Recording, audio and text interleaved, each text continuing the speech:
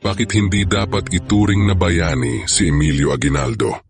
Sa pagsasaliksik ng kasaysayan tungkol sa Rebolusyong Pilipino, lalong-lalo na ang mga kabayanihan ng Supremo Andres Bonifacio, hindi maiiwasang maiugnay ang kabilang kwento nito, ang mga kalapastangan ng kapasiyahan ni Emilio Aguinaldo.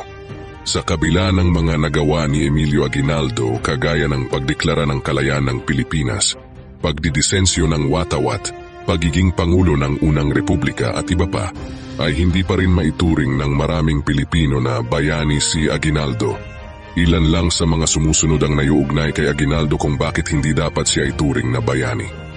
Ang pagkamatay ni Gat Andres Bonifacio ang pinakamalaking pagkakamali ni Aguinaldo na nagawa noong revolusyon. Ang pagkakamaling ito ay nagdulot sa kanya ng poot mula sa taong bayan hanggang sa mga araw na ito. Sa panahon ng revolusyon, habang sila Andres Bonifacio at mga katipunero ay nakikipagdigma sa Maynila, si Aguinaldo naman ay nasa Cavite habang tinatamasa ang paghanga sa kanya ng mga ibang katipunero dahil sa mga wagi nilang laban. Ngunit ito ay binigyan ng walang halaga ni Apolinario Mabini at sinabi na ang matagumpay na himagsikan sa Cavite ay dahil sa ang mga kawal ng Espanyol ay kakaunti ang bilang at kasalukuyang nakikipaglaban ang karamihan sa Maynila.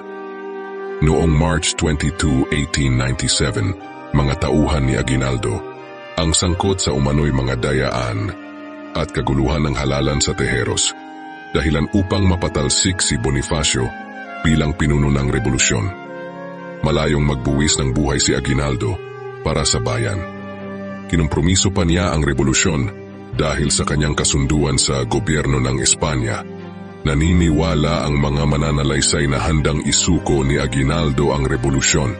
Katunayan, ang kasunduan sa biyak na bato na kapalit ng 400,000 pesos at pagpapatapon sa Hong Kong ay isang self-imposed exile. Ang ibang mga mananalaysay ay naniniwala at itinuturing si Gat Andres Bonifacio bilang karapat-dapat na unang Pangulo ng Pilipinas sa batayan na ang Supremo ay nakapagtatag na ng isang pamahalaan bago pa man si Aguinaldo. Ang pagpatay kay General Antonio Luna ay nag-iwan kay Aguinaldo ng bahid ng dugo dahil ang mga salarin ay kanya mismong mga tauhan at hindi niya nabigyan ng katarungan ang pagkamatay ni Luna. Noong April 1901, habang sina Malvar at Sakay ay lumalaban pa sa mga Amerikano, si Aguinaldo ay nagboluntaryo na sumumpa ng katapatan sa Estados Unidos. Ito ang ilan kung bakit hindi dapat siya maging bayani.